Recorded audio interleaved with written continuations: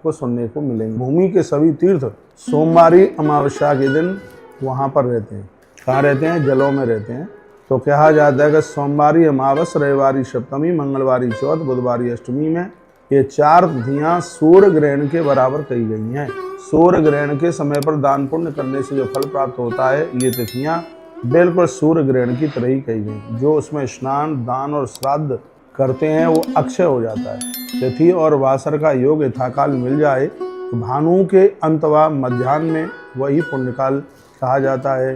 कहते हैं कि अश्वत्थ के मूल में भगवान विष्णु, यानी पीपल के मूल में भगवान विष्णु हैं। यदि अमावस्या के दिन भगवान विष्णु की पूजा पीपल के वृक्ष के नीचे बैठ करके की जाती है तो घर का पितृदोष, गरीबी सब कुछ नष्ट हो जाता है। पुत्र पौत्र आदि इन सब की तरक्की हो जाती है, ऐसा लिखा हुआ है इसमें। संतान चिरकाल तक जीवित रहती है, परम सौभाग्य की प्राप्ति होती है। लक्ष्मी सहित भगवान विष्णु सोमवती अमावस्या के दिन पीपल देवता की जड़ों में बैठे हुए होते हैं, ऐसा भगवान ने स्वयं संकल्प किया है। शांताकारं भुजगशयनम, इस श्लोक के द्वारा भगवान को वंदन पूजन करें और कहें अब समय कम है इसलिए बस मैं श्लोक को वंदन प्रणाम करके ही आगे चल रहा हूँ। हे कृपा पर दीनों पर कृपा करने वाले भगवान, हे माधव मेरी की हुई पूजा को आप ग्रहण कीजिएगा। आपके हजारों हाथ हैं, हजारों मुख हैं, करोड़ों सूर्यों की समान आप दीप्यमान हैं, आपके पास में प्रकाश है। तो भगवान हम फूल पत्तियों से, पूंगी फल यानी सुपारी से, पान के पत्ते से, दूध दही चरणामृत के द्वारा हम आपका पूजन करते हैं।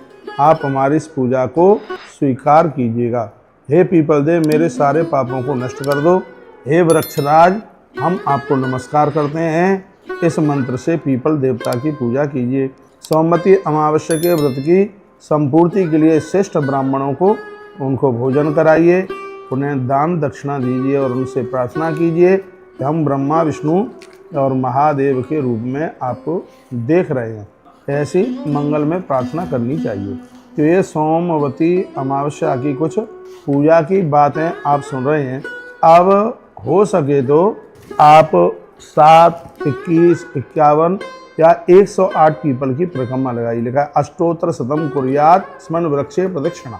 तो यदि पति पत्नी दोनों मिलकर के ये परिक्रमा लगाएंगे तो आप समझ लीजिए कि घर में बिल्कुल आनंद ही आनंद होगा। किसी भी प्रकार की कहीं कोई कमी नहीं रह सकती। अब देखो ये कथा अमावस्या की महिमा के बारे में धर्मराज युधिष्ठिर ने पितामह भीष्म को पूछा। क्या पूछा? वो कहते हैं कि किम करोमि क्व गच्छामि पितामह वदादुना येन संपदते सद्य संतति चिरजीविना। युधिष्ठिर कहते हैं, क्या युधिष्ठिर ने कहा? युधिष्ठिर बहुत परेशान थे। शरत अल्पगतम भीष्मामुपगम्य युधिष्ठिर पितामह भीष्म के पास गए। पिता प्रणामो धर्मता एकदम वचन में ब्रवीत, और वह अपने मुख से बोले युधिष्ठिर वाच, ये सुन लो प्रमाणित कथाएं।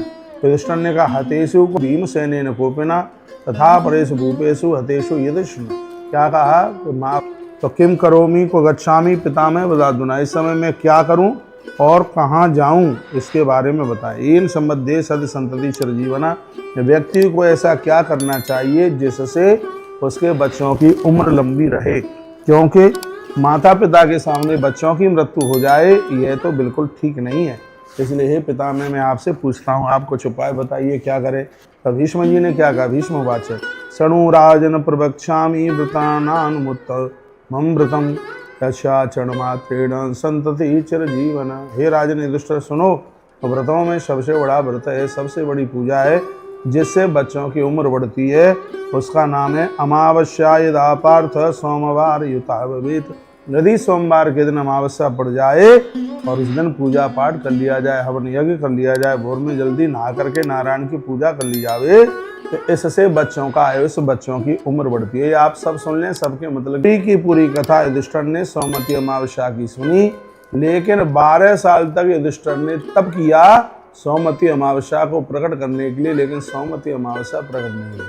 आखिर में युधिष्ठिर इतने दुखी हो गए थे और उन्होंने ये कहा 12 साल मुझे तरसते हो गए हैं तुम्हारा दर्शन करने के लिए, और हे अमावस्या सोमवती तू पधार, श्राप देता हूँ आने वाले कलयुग में तू दर दर पर खड़ी रहेगी।